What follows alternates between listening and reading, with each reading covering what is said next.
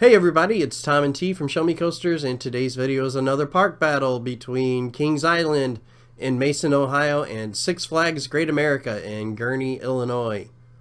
So sit back and let's get into it. So we do go to these two parks a lot to choose a winner between Six Flags Great America and Kings Island is like choosing which is your favorite child. So we don't know who's gonna win. The lineup is very close. 16 coaster, 15 coasters, and the only one that stands out is maybe the kids section. I know Six Flags Great America is a lot smaller than Kings Island. So let's take a look at the inventory, see what they got here. So for the big coasters, we're going to award 30 points, but we can also upgrade or downgrade depending upon the ride itself and the ride experience. For the medium-sized coaster, the most you can get is 15 points, but we can upgrade or downgrade. And for the kid coaster, maximum is 10 points, but we can downgrade if it's really small. You have to ride around 3 times. Then it's not that expensive a coaster. That's why we're gonna downgrade it. For Six Flags Great America, we have 15 coasters. The Larson Looper Mardi Gras Hangover has been moved to the flat ride section. So of all the 15 coasters, these are the one that got the full point: Goliath, Raging Bull, X-Flight, and Batman. But we're going to downgrade 6 of them: American Eagle, Demon, Viper, Whizzer, Max Force, and Superman Ultimate Flight.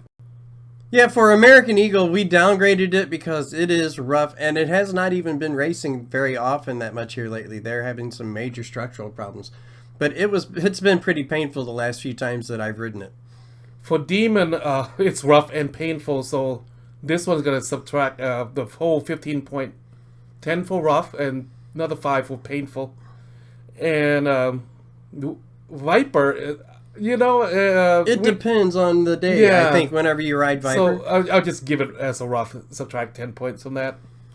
Whizzer, now this is the Schwarzkopf. I don't know if it's considered mind drain or not. There's nothing wrong with it, but I kind of would give it 30 points, but it is old, but it's still a classic. So we gave it 20 points. Max Force? Max Force, we downgraded that to a 20 points just because, number one, the duration. It's just way too short. It leaves me wanting way more. 1,800 feet, that is way shorter than other rides, so we can't give it a 30 points. That's why we gave it 20 points. And Superman Ultimate Flight, I know maybe it's just us. It's the pretzel loop, so a lot of people seem to enjoy it. We'll just subtract 5 points, make it 25 for the pretzel loop. A lot of people like the pretzel loop. That's their thing with that one. So for the kids rides, what's the Little Dipper? Little Dipper, enjoyable. Yeah. Spacey Sprocket is enjoyable, so it stays the same. So that's going to give Six Flags Great America a grand total of 305 points. So let's take a look at Kings Island's lineup. Now, we moved Surf Dog to the flat ride section because, like the Mardi Gras Hangover, we feel that that's not a true coaster. Yeah, that's a disco ride. So, and then for Banshee, we upgraded it to 40 points because it is the current record holder for an inverted coaster. And it's 1,500 feet longer than Batman the Ride, the counterparts. So, Orion, Diamondback, Mystic Timber, the Bat, Flight of Fear gets a full 30 point. The Beast we moved downgraded to 20 point because it's rough. Yeah, it has been rough the last couple seasons, rougher than usual. Adventure Express, we gave it 25 point. It's old, but there's nothing really wrong with it in my opinion. Yeah, and the Racer we downgraded to 25 points because it is rough. But we gave it 25 because it's going to be retracked this year. Otherwise, we'd probably give it like 15 points. And Backlot Stunt Coaster, we upgraded that because it's a big, medium-sized coaster. And it's a launch. And so we gave it extra 5 points to make it 20. Invertigo is... It's just awful. I mean, it's an inverted boomerang, so yeah. It's at 5 points. It needs to go. So, but yeah, the maximum we could get was 15, so we subtract 10 points for being rough and painful. And then Woodstock Express and Flying Aerial Chase. We gave 10 points to both of those for the kids' coasters. And the Great Pumpkin Coaster, it is on the small side, so we gave it 6 points because you have to go around a few times for the kids to be satisfied. Yeah. That brings Kings Island total to 311 points. So after our first round, we have Six Flags Great America at 305 points and Kings Island at 311 points. So the coaster alone didn't separate the parks. The difference of one big coaster at Six Flags Great America brought it closer, but Kings Island has an extra kids ride that brought the total down. Even with the upgrade of Banshee and what's the other one? Backlot Stunt Coaster. So now let's take a look at the thrill rides and flat rides at Six Flags Great America. Six Flags Great America has a total of 22 flat rides in the park. We moved the Mardi Gras hangover here to the flat ride section. But we're going to upgrade one Banner Metropolis here because of the technology. Six Flags with Sally Corp spent over $100 million developing this and dispersed, I think, about 8 or 9 of their parks. So yeah, it's the reason we gave it 20. It's comparable to a medium-sized coaster. So we'll give it 20 points. But this park, too, has a great collection of family ride, flat rides, and thrill rides for the whole family here. So that's going to give Six Flags Great America a total of 240 points for their flat rides. So let's take a look at Kings Island's thrill and flat rides. Altogether, total, they have 20 rides, and we are going to upgrade 2 of their rides, 5 points each, for their tallest rides at the park. The 2 tallest ride, yeah. Which is going to be the Drop Tower at 315 feet and Windseeker at 302 feet. Also, we moved Surf Dog over here, the Zamperla Disco, as a flat ride instead of the coaster. But this park, too, has a great collection of flat rides, and I love their flat ride, especially like the Antique Moon Car they added last year. But this is another park that has a great collection of flat rides, and this gives Kings Island 210 points. So after 2 categories, that's going to give Six Flags Great America a grand total of 545 points, and Kings Island a total of 521 points. So let's take a look at Six Flags Great America's kids rides. Now their kids rides are spread out around the park in 3 different sections: Camp Cartoon, Kidsopolis, and Hometown Park. Total, they have 13 kid rides. It's a little below national average.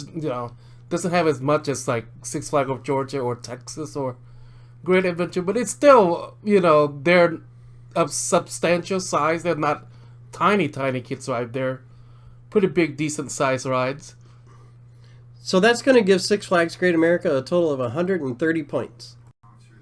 So let's take a look at Kings Island's kids rides. Everybody knows that Kings Island's Planet Snoopy section has won the Golden Ticket Award for the best kids section for like 16, 17 years running. And it is a really great section of the park.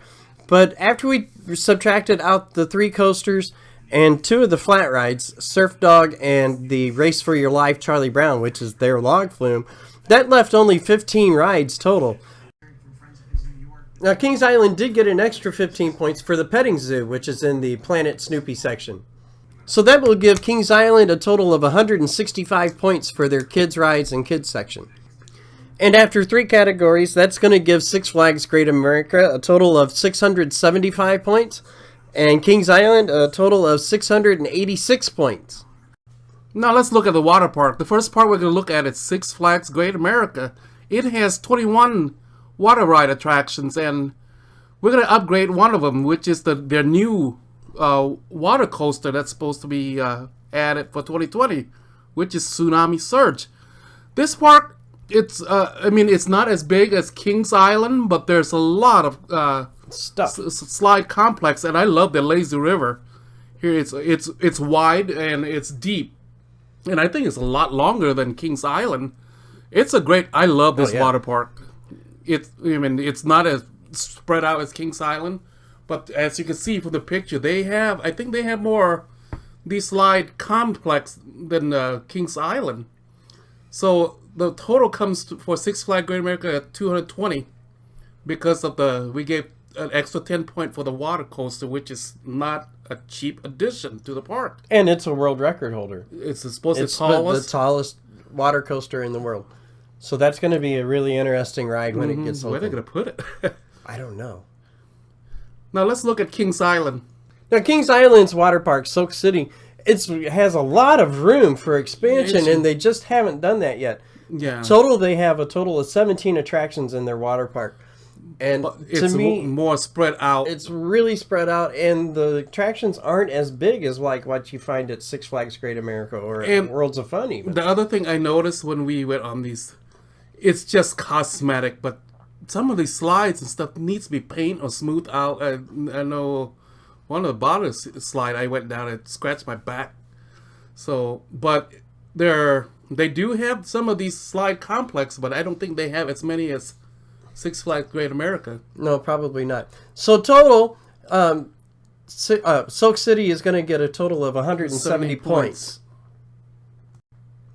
So after 4 categories, we have Six Flags Great America with 895 points and Kings Island with 856 points. So the next group of category, we're going to group them together: theming, shows, and food. The first category is theming. What's your thought in this, Tom? Well, you know what? I think it's pretty close between the two parks, but I think Six Flags Great America is a little bit better on the theming. I mean, you get a distinct feel for that section of the park when you're in it. Also, it's little things. Like they go through the effort of all these cover, what do you call it? Bridges? Cover bridges. Label. Just like you're entering the Yukon territory, you're entering the Yankee Harbor, you're entering County Market. And there's few exceptions. You're entering the Southwest. It's just little thing like, they go through. Just imagine if you go to these parks the first time and you're lost. Someone said, you say, my son's at Coney Mall or at Rivertown at Kings Island. You won't know what that is, but Six Flags Great America, your son said, I'm at Yankee Harbor. You just can look at the covered bridge. And over there by Batman or something, you would know. It's just little things. So we're going to give the point, the first place point to Six Flags Great America, 100 points. And Kings Island, it's going to get 75 points. Now, what about the shows? And for the shows, I think it's pretty much a tie. I think the shows are all pretty much the same format and everything. Mardi Gras, 4th of July, kind of.